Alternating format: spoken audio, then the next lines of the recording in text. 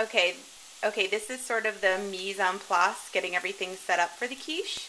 So the first thing I did is put a ready-made quiche crust in the oven at 325 for 15 minutes. And that's because the quiche cooks for less time than a pie would. So it's just to cook the dough a little bit. While that was in the oven, I went ahead and fried up a whole package of bacon, which is 8 slices.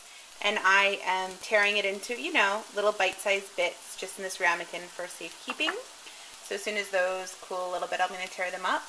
And then I drained off most of the oil from the bacon, but I left just a tiny bit in the pan.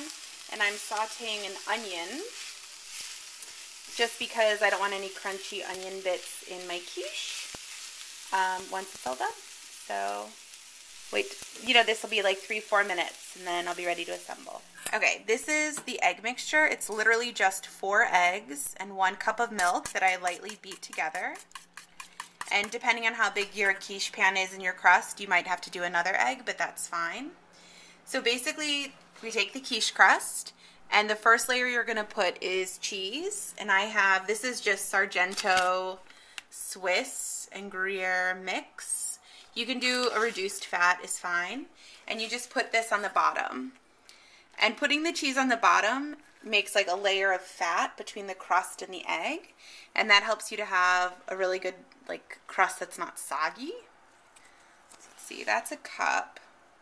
You can put whatever kind of cheese you want, and you can put as much as you want. Do you think that's good? Okay, I'm asking Becky if she thinks that's good. And then, I don't know, maybe a little more? No? A sprinkle more? Okay, a sprinkle more. I don't know. The last one we made was with cheddar. We made it super cheesy, and it was super delicious. So I'm going to put maybe a quarter, maybe a half more cheese. Okay. Then you just basically put your vegetable filling. For this one, we're doing the sauteed onions. The last one we did roasted peppers. You can get them in a jar at the grocery store already roasted, so it's really easy. You just go ahead and sprinkle that on too. But you can put any kind of vegetable. You can do spinach, you can do broccoli,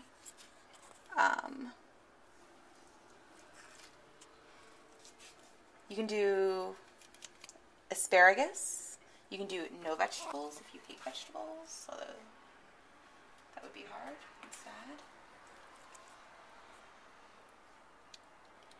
That looks pretty good. You just want to spread it around. These onions are going to be so tasty.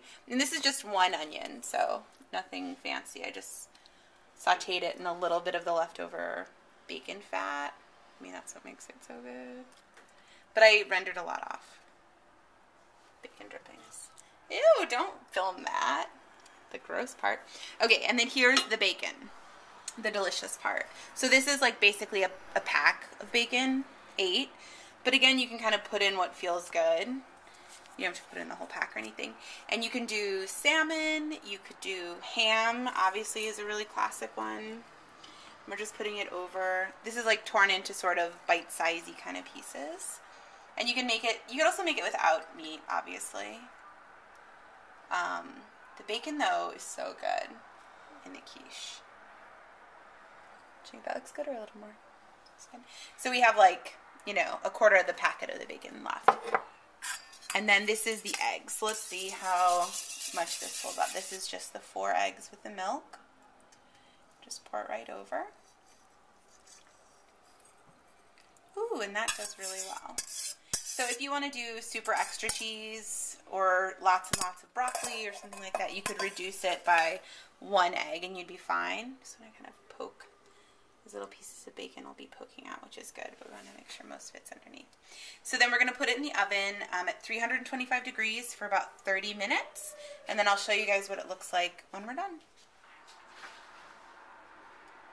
Okay, this is the finished quiche. I just took it out.